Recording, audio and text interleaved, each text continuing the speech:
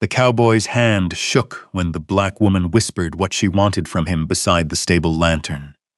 "You make me lose control," Wade said, backing away from her like he'd touched fire.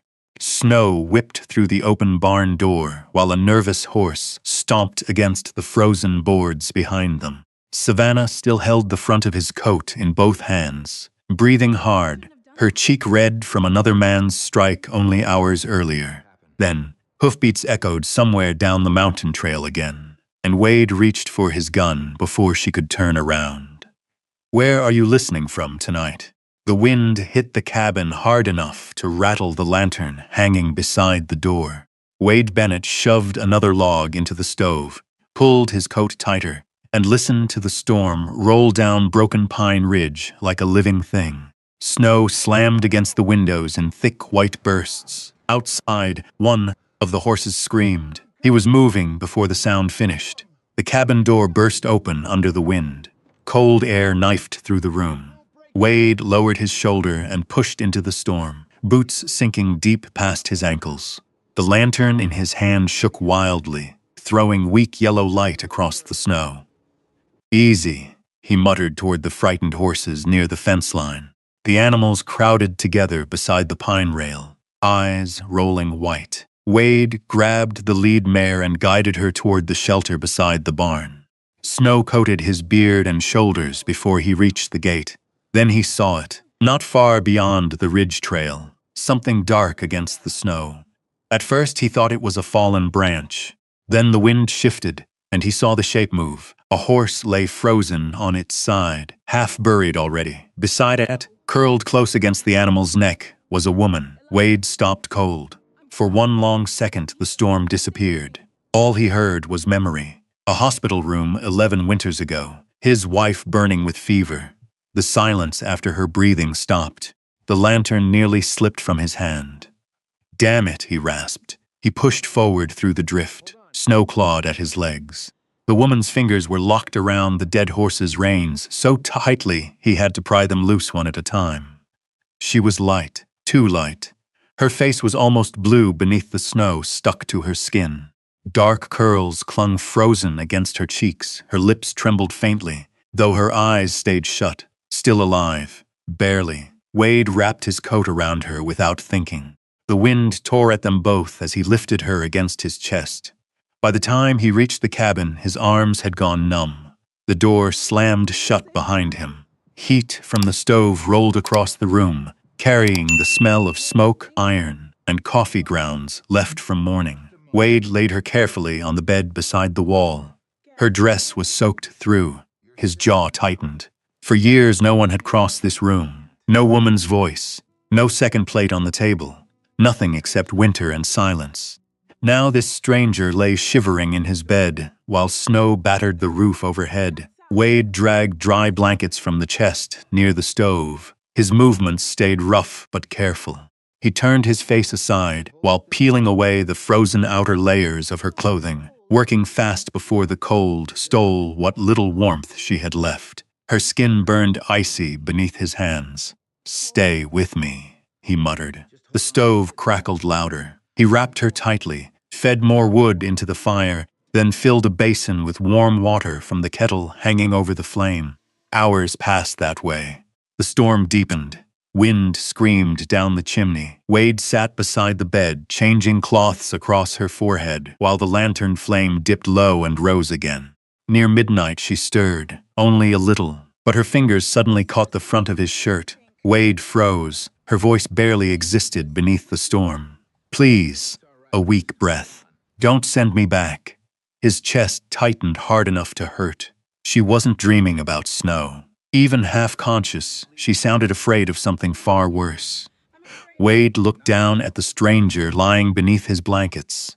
Water dripped slowly from the cloth in his hand. Beside the bed sat a worn leather satchel dusted with snow, one corner split open with folded papers barely visible inside. He didn't touch them. Outside, the blizzard swallowed the mountain whole. Inside, Wade Bennett remained beside the fire watching the woman sleep, listening to the sound of another person breathing in his cabin for the first time in 11 years. Morning came slow and gray. Snow covered the porch railing nearly halfway up the posts. Ice hung from the roof in long, crooked spears. Wade stepped outside before sunrise, split kindling beside the shed, then carried 2 buckets of water in from the pump before the top layer froze again. The woman still slept when he returned. Steam curled from the coffee pot on the stove. Wade poured himself half a cup and leaned one shoulder against the counter. The cabin smelled different now. Soap, damp wool drying near the fire, a faint scent from her hair still caught in the blankets. He didn't like noticing that. The bed creaked softly. Wade turned. Her eyes opened slowly, confused at first. Then fear flashed across her face so quickly it barely looked human. She pushed herself backward against the wall, breathing hard. "You're safe?" Wade said quietly. Her gaze darted toward the door, toward the window, toward the coat hanging beside the fireplace. Only after several seconds did her shoulders loosen a little. "You found me?" she asked. Near the south ridge, she looked down at her hands. Raw skin, torn nails, rope burns across her palms from the rains. "My horse?" Wade shook his head once. Silence settled between them. She swallowed hard but didn't cry. That seemed to surprise him. "I made stew," he said after a moment. "You should eat while it's warm." She hesitated before taking the bowl from him. Her fingers brushed his for half a second. Cold still lingered in them. "My name's Wade Bennett." She stared into the steam rising from the stew before answering. "Savannah, no last name." Wade noticed that too. The wind rattled the shutters again. Savannah flinched at the sound. Small movement, quick. Like her body had learned to expect trouble before it arrived. Wade looked away before she caught him, noticing. Over the next few days, the storm trapped them inside the cabin together. Wade slept on the old wooden chair beside the stove. Every morning before dawn, he fed the horses, chopped wood, checked the fences buried beneath snowdrifts, then returned with ice frozen into his beard and shoulders. Savannah moved slowly at first.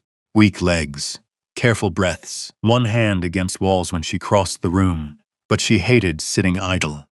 On the 4th morning, Wade came in carrying saddle leather from the barn and found her crouched beside the stove, sewing a tear in one of his work shirts. "You don't need to do that," he said. "You needed it done." Her voice stayed soft but steady. Wade stood there a moment before hanging his gloves beside the door. That afternoon, he found his cracked coffee mug repaired with wire wrapped neatly around the handle. The next morning, his torn wool socks were drying beside the stove. Neither mentioned it. One night, the wind hit so hard the lantern flame suddenly died, throwing the cabin into darkness. Savannah startled. Without thinking, her hand caught Wade's wrist beside the table. He froze instantly. The room stayed dark except for the orange glow from the stove. Her fingers tightened once before she realized what she'd done. "Sorry," she whispered quickly, pulling away. But Wade still stood there unmoving. Her hand had been warm, too warm. After a long silence, he struck another match against the wall. The lantern flickered back to life between them. Neither looked directly at the other for the rest of supper. Later that night, Savannah finally fell asleep near the fire, wrapped in one of his blankets. Wade sat alone at the table, sharpening a pocket knife when the worn leather satchel beside the bed tipped sideways. Several folded papers slipped partly out. Wade stared at them, then slowly reached down. A marriage contract, official seal, witness signature, Jeremiah Voss. His jaw tightened as he kept reading. One line stopped him cold. "The bride shall obey all household arrangements determined by the husband." The paper crumpled slightly in his hand. Not marriage, ownership. Wade looked across the room toward Savannah, sleeping beside the stove. Firelight touched the side of her face. Even asleep, she looked tense, like somebody expecting footsteps outside a locked door. Something dark moved through him then. Anger, sharp and immediate. He folded the paper carefully and slid it back into the satchel before she woke. Near midnight, Wade pulled on his coat and stepped out toward the barn. Snow drifted quietly beneath the moonlight now. The storm had finally broken. Inside the stable, the horses shifted softly in their stalls, while Wade sat alone on an overturned feed bucket with a whiskey bottle. hanging loose from one hand. First drink he'd touched in years. Back at the cabin window, Savannah stood wrapped in his blanket, watching the faint lantern glow from the barn through the falling snow. She didn't understand why he suddenly couldn't look at her anymore. But for the first time since reaching Broken Pine Ridge, the silence between them no longer felt simple. 3 days later, the roads finally opened enough for travel. Wade stood near the barn, tightening the leather strap beneath the sled while cold morning fog rolled through the trees. Snow still covered most of the ridge, though narrow tracks had begun cutting through the drifts toward Dry Hollow below. "You need medicine for that cough," he said, without facing her. Savannah pulled his coat tighter around herself. "I can stay here. You've been staying here." The words came rougher than he meant. He stopped working a moment later, jaw tightening beneath the stubble along his face. "I mean," he muttered, "you shouldn't be snowed in another week without supplies." Savannah nodded once. The ride down the mountain passed mostly in silence. The horses' breath steamed white in the cold, while the sled runners scraped over packed snow and frozen dirt. Pine branches hung heavy with ice above the trail. Savannah sat behind Wade beneath a wool blanket, one hand gripping the wooden side rail. Whenever the sled slid near the edge of the ridge, Dry Hollow appeared around midday. Smoke rose from chimneys along the narrow street. Men stood outside the blacksmith shop, warming hands near a barrel fire. Wagon wheels cut dark grooves through melting snow, and every head turned when Wade Bennett rode in with a woman beside him. Savannah felt it immediately. Eyes lingering too long, whispers stopping halfway, store windows shifting with shadows behind them. Wade climbed down first outside Whitmore General Store and offered her a hand without thinking. She's hesitated only a second before taking it. Inside, the store smelled of flour sacks, lamp oil, leather gloves, and fresh coffee beans stacked near the back counter. Clara Whitmore looked up from weighing sugar into brown paper. For one surprised moment, she simply stared at Wade. "Well," the widow said slowly, "either hell froze solid, or you've decided to join civilization." Again, a faint sound almost escaped Wade's throat. Not quite a laugh. "Need coffee, salt, cough syrup." Clara nodded and began pulling supplies from shelves. Savannah wandered quietly toward the fabric table near the stove. She kept her eyes lowered while two women near the canned peaches whispered behind gloved hands. "That's her? The mountain girl?" "Another runaway woman, looks like." Savannah reached for a sack of flour. Her fingers trembled hard enough to spill white dust across the counter. Clara's sharp voice cut through the store before the women could continue. "If either of you plans on buying something, do it. Otherwise, stop crowding my aisles." The whispers stopped. Savannah murmured a quiet thank you, without looking up. Wade heard it all anyway. The ride home felt colder. Near sunset, Savannah finally spoke from beneath the blanket. "You don't have to keep doing this." Wade kept his eyes on the trail. "Doing what?" "Taking responsibility for me." The horse slowed slightly as they climbed the ridge. "I know people are talking," she continued softly. "You lived alone before I came here. Maybe I should leave before I ruin what's left of your peace." Wade pulled the reins too sharply. The sled jerked to a stop. Snow drifted around them in the fading light. Somewhere far off, a crow called through the trees. "You think that's what this is?" he asked quietly. Savannah looked down at her hands. "You won't even look at me anymore." That hit harder than he expected. Wade stepped down from the sled and stood facing the darkening woods for several long seconds before speaking again. "When my wife died," he said, "I buried everything with her. That's how I stayed alive after." Savannah stayed silent. Wade laughed once under his breath. Bitter sound. Empty. "Then you showed up half frozen in my arms. And suddenly this place doesn't feel dead anymore." His shoulders tightened beneath his coat. "That scares the hell out of me." Finally, he turned toward her. The cold wind moved loose strands of her hair across her face. Her eyes stayed fixed on him, wide and uncertain. "Why do you look at me like you regret saving me?" she whispered. Wade held her gaze too long, then finally said it. "Because every time you look at me, his voice roughened. You make me lose control. Savannah's breath caught. Not lust alone. Something deeper. Lonelier. More dangerous. Like a man standing at the edge of life after years spent trying not to feel anything at all. Wade stepped closer before he could stop himself. I want to touch you, he admitted quietly. Want to keep you here. Want to hear somebody moving around that cabin 20 years from now. Savannah's eyes filled instantly. And I don't know what to do with that.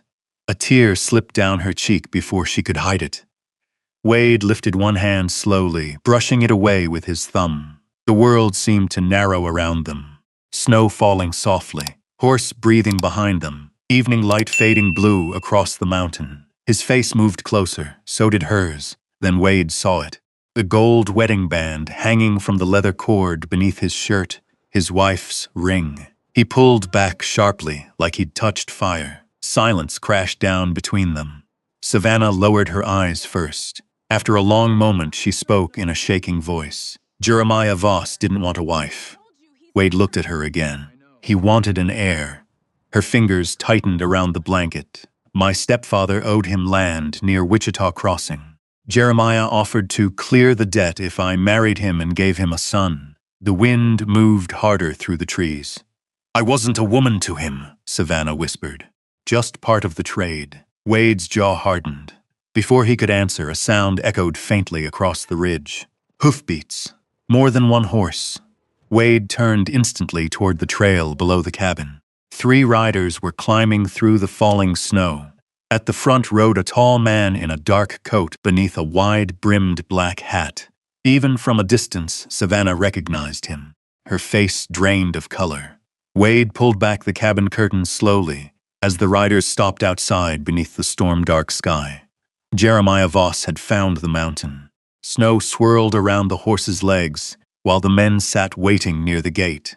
Jeremiah looked exactly the way Savannah remembered him.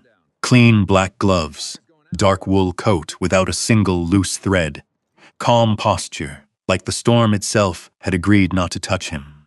The 2 riders beside him kept their hands near their holsters. Savannah stepped backward from the window so quickly her shoulder struck the table.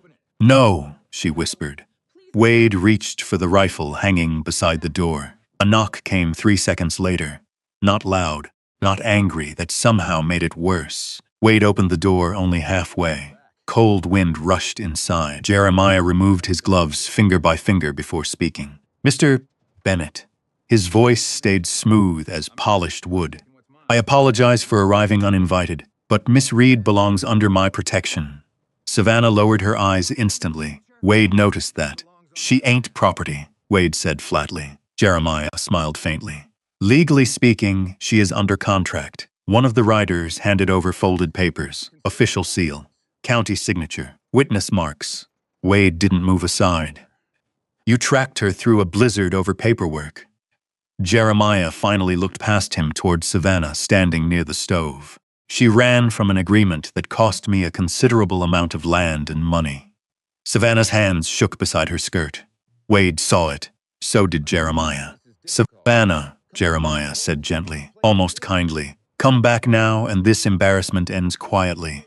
For a second, the cabin held only the sound of wind against the walls. Then Savannah lifted her head. No, small word. Barely louder than the fire, but it changed something. Jeremiah's expression tightened for the first time. Wade shifted slightly, enough to block more of the doorway. You heard her. The ranch owner studied him a long moment before slipping his gloves back on. Sheriff Dalton Pike will settle this properly in Dry Hollow, he said calmly. Until then, I'd advise you not to interfere with lawful matters. Then his eyes settled on Savannah once more. You can't hide on this mountain forever. The riders turned and disappeared back into the snow, but the cabin no longer felt safe after they left. 2 mornings later, Savannah rode into Dry Hollow alone. Wade argued with her before sunrise beside the barn. People there already decided what they think. Then let them hear me speak for myself, she answered. He hated it because she was right. The town square sat crowded by noon. Wagons lined the church road. Men gathered outside the barber shop while women stood near the general store, pretending not to stare. Jeremiah waited beside the courthouse steps, holding the marriage contract beneath one arm. Sheriff Dalton Pike's nearby, looking deeply uncomfortable. Savannah felt every eye on her as she crossed the square. Whispers followed. She stayed alone with him all winter. Poor Wade Bennett lost his mind. Jeremiah raised the contract for everyone to see. This agreement was signed legally, he announced. Miss Reed fled before fulfilling her obligations. Savannah's face burned hot with shame. Then anger slowly steadied it. From inside her coat, she pulled a worn ledger book tied with string. I kept records for my stepfather, she said quietly. The crowd fell still. Savannah opened the book with trembling fingers. Names, debt amounts, land trades. Notes written in Jeremiah's own handwriting beside several young women's names. One line made Clara Whitmore cover her mouth.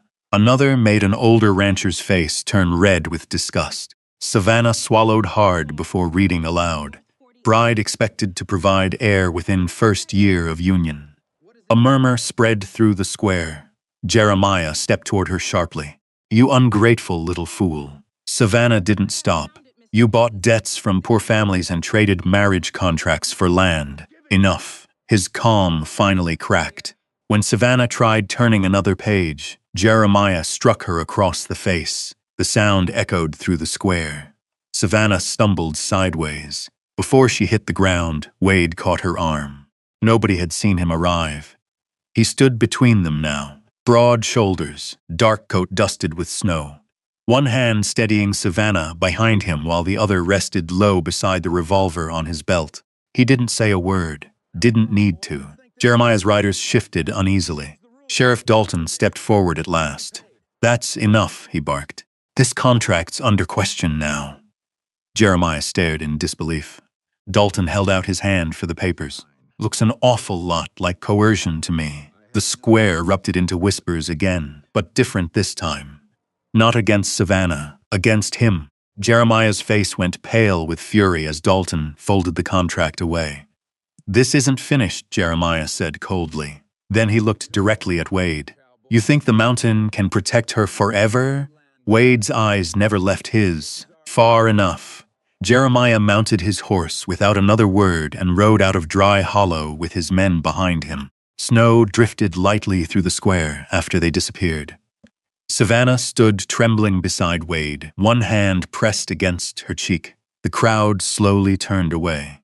Clara Whitmore approached first, gently wrapping Savannah's scarf tighter around her shoulders before guiding her toward the warmth of the store. But later that night, after the mountain went quiet again, Savannah found Wade alone beside the stable lantern, brushing down one of the horses. He looked tired, more tired than angry. For a long moment, she simply stood there watching him. Then she crossed the snow. Wade turned just as Savannah reached up, caught the front of his coat softly in both hands, and kissed him before either of them could think twice. The stable lantern swayed overhead. For one stunned second, Wade forgot how to breathe. Savannah's lips were cold from the night air, trembling slightly against his, not demanding, not reckless, just honest. When she finally pulled back, her eyes stayed lowered. I was tired of being afraid first, she whispered. Snow drifted quietly around them. Wade looked at her like a man standing in front of something fragile and life-changing all at once. His rough hand lifted slowly to her cheek, where Jeremiah had struck her earlier that day. His thumb brushed the faint redness there. You shouldn't have had to stand alone in that town. I wasn't alone. The words settled deep inside him. Wade leaned down then and kissed her back properly this time. Slow, careful. Like a man relearning something he'd once believed buried forever.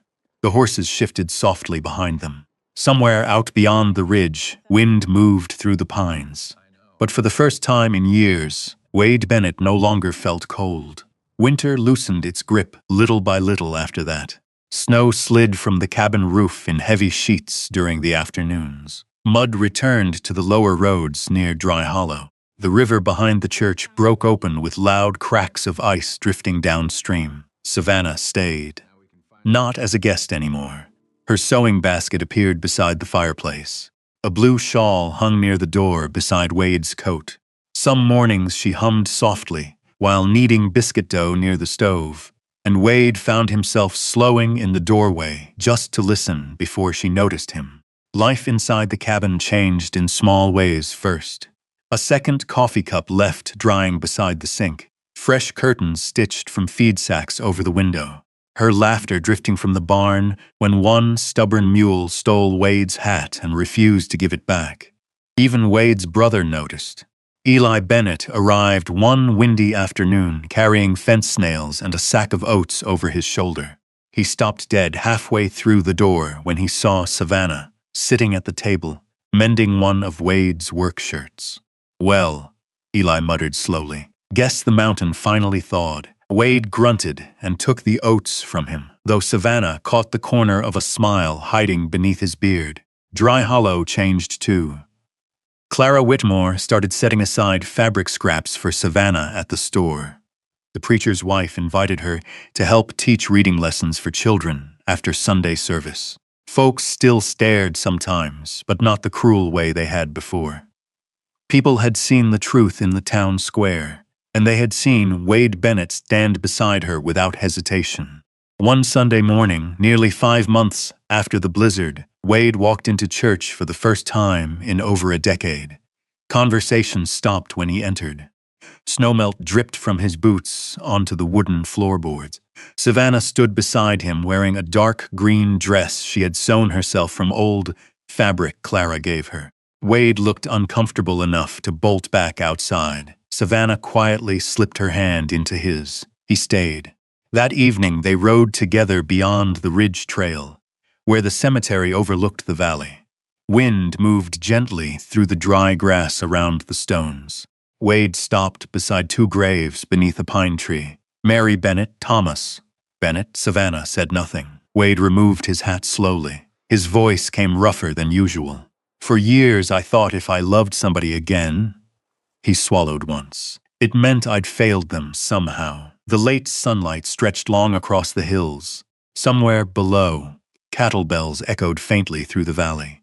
Savannah stepped beside him and rested her hand over his.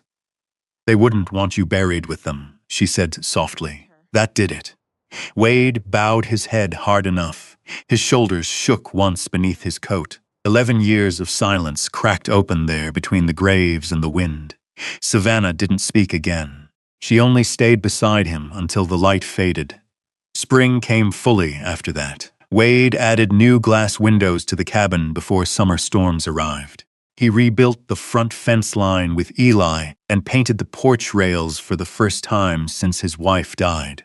And one evening, while Savannah stood folding clean laundry near the bed, she suddenly stopped moving. Wade looked up from carving wood near the stove. "You all right?" Her hand rested lightly against her stomach. Slowly, she smiled. The cabin felt very still after that. Months later, snow returned again to Broken Pine Ridge. But this winter sounded different. Fire crackled warmly in the stove. A cradle Wade built by hand sat near the hearth. Outside, snow covered the world in white silence, while inside a baby's laugh rose bright and sudden through the room. Wade stood near the window, holding his daughter carefully against his chest like something sacred. Savannah rested beside the fire beneath a blanket, watching them both with tired eyes and a soft smile. The old cabin no longer smelled only of smoke and loneliness. Now there was coffee brewing before sunrise, soap drying near the wash basin, fresh bread cooling near the stove, baby blankets folded beside the rocking chair. A real home. Wade looked down at the little girl, gripping one finger of his rough hand, and shook his head quietly to himself. 11 years ago, he thought the mountain would be the place where the rest of his life disappeared. Instead, it became the place where it finally began again. Savannah met his eyes across the room. Neither said a word. They didn't need to. Outside, snow covered the old tracks leading up the ridge. Inside, the cabin stayed warm. And maybe that's what stays with you after a story like this. Not the storm, not the fear, not even the loneliness those two carried that for so many years. It's the thought that somewhere in this world, a broken heart can still find its way back to life. Maybe you've known a winter like Wade Bennett did. Maybe not on a mountain in Montana. but somewhere quieter. A season where you stopped letting people get too close, because losing them once already hurt enough. And maybe you've known what Savannah felt too. That exhaustion of always running, always wondering if there's any place left where you can finally rest without fear. What makes this story linger is that neither of them healed the other with grand speeches. It happened in smaller ways. A warm stove before sunrise, a hand reaching back in the dark, somebody staying when leaving would been easier. Sometimes love doesn't arrive loudly. Sometimes it just sits beside you through the storm until the silence stops feeling empty. If this story meant something to you, leave a simple home in the comments. And if you'd like, stay a while longer. There are still more old trails, forgotten towns, and quiet hearts waiting to be found in the stories ahead.